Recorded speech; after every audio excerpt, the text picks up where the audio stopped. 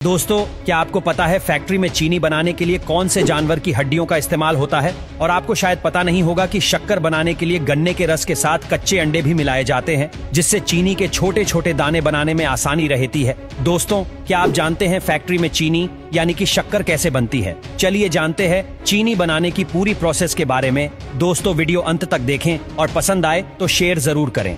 दोस्तों, चीनी बनाने की शुरुआत होती है गन्नों की फसल की शुगर फैक्ट्री में पहुंचने से, क्योंकि चीनी मुख्य रूप से शुगर किंग यानी गन्नों से बनती है।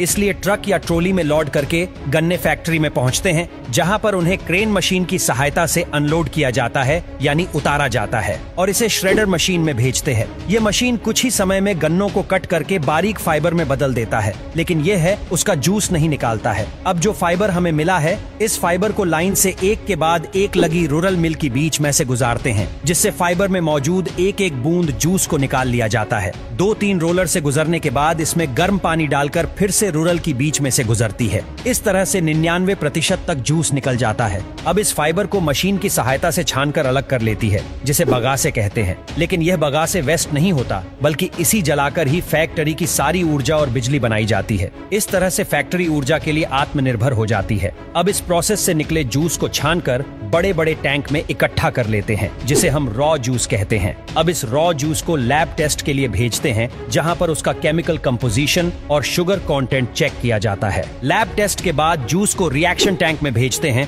जहां पर इसमें जरूरत के अनुसार लाइम यानी चूना डालते हैं और साथ साथ सल्फर गैस भी छोड़ते हैं। इन सबको फिर मशीन की सहायता से 5-6 घंटों के लिए मिलाया जाता है। इस दौरान ब्लीचिंग और एल्कलाइजेशन की प्रोसेसर होती है, जहां से फिर इसे क्लेरिफायर टैंक में भेजते हैं। वहां पर इसी टैंक में भरकर छोड़ देते हैं और कुछ समय बाद सारा कीचड़ नीचे बैठ जाता है सेडिमेंट के रूप में और साफ पीला जूस ऊपर रह जाता है। अब इस साफ जूस को कचरे से अलग करके इवेपोरेटर्स में भेजते हैं। इवेपोरेटर्स में जूस को तब तक उबाला जाता है जब तक यह गाढ़ा सिरप में न बदल जाए। अब इस सीरम को प्रोसेसिंग टैंक में भेजते हैं, जहां पर ऐसी पहली गर्म करती है। फिर इसमें पहले से बनी चीनी के कुछ दाने डालकर ठंडा करते हैं, जिससे ठंडा होने पर बाकी सिरप भी शुगर क्रिस्टल यानी दानों के रूप में जमने लगता है। इस दौरान सैंपल लेकर इसका टेस्ट भी करते हैं, ये चेक करने के लिए कि क्रिस्टल कैसे जम रही है। जब यह सिरप ठंडा हो जाता है, तब इसमें 2 तरह की चीजें होती हैं, शक्कर यानी शुगर की क्रिस्टल और मोलासिस। मोलासिस एक गुड़ की तरह दिखने वाला लिक्विड होता है, लेकिन यह गुड़ नहीं होता। अब इस सिरप को सीरीज में लाइन से लगी सेंट्रीफ्यूज मशीन में डालते हैं।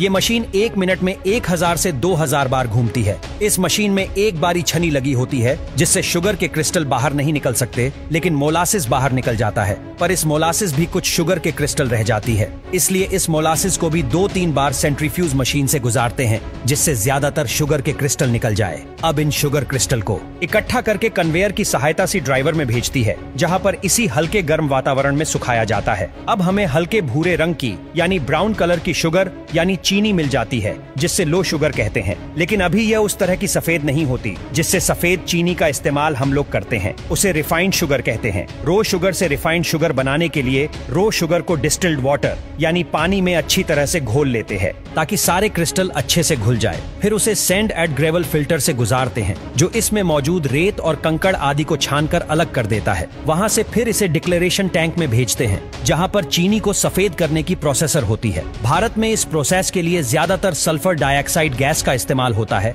या फिर एक्टिवेटेड कार्बन का उपयोग करती है, लेकिन यूएस जैसे कई देशों में बोन चार का उपयोग करते हैं, जो कि पशुओं की हड्डियों से बनता है। इसलिए भारत में मिलने वाली ज्यादातर sugar double sulphate tension maths के द्वारा साफ की जाती है, जो कि एक सस्ता और शाकाहारी तरीका है चीनी को सफेद करने का। पर इस वजह से कुछ सल्फर चीनी में रह जाती है, जो स्वास्थ्य के लिए नुकसानदायक होती है। इसलिए आपने सल्फर फ्री शुगर के बारे में सुना होगा, जो कि एक्टिवेटेड कार्बन या फिर बूंद के द्वारा बनाई जाती है। इस दौरान टैंक में मौजूद सल्फर डाइऑक्साइड या फिर एक्टिवेटेड कार्बन सारी कलर को एब्जॉर्ब कर लेता है यानी सुख लेता है और एक क्लियर सफेद लिक्विड बन जाता है, जिसे फिर वैक्यूम में भेजती है, जो इसमें मौजूद पानी को गर्म करके निकाल देता है और एक गाढ़ा सिरप बन जाता है। इस सिरप में कुछ चीनी के दाने डालकर ठंडा करती है, जिससे ठंडा होने पर यह शुगर क्रिस्टल यानी दानों के रूप में जन्मने लगता है। अब एक बार दोबारा ऐसे ही सेंट्रीफ्यूजेस मशीन्स में डालते हैं, जिसमें बारी छन्नी होती है, जिनसे चीनी यानी शुगर के क्रिस्टल नहीं निकल सकते, लेकिन पानी और मॉरिशस की बचे हुए पार्टिकल्स निकल जाते हैं, क्योंकि यह मशीन बहुत तेजी से घूमती है,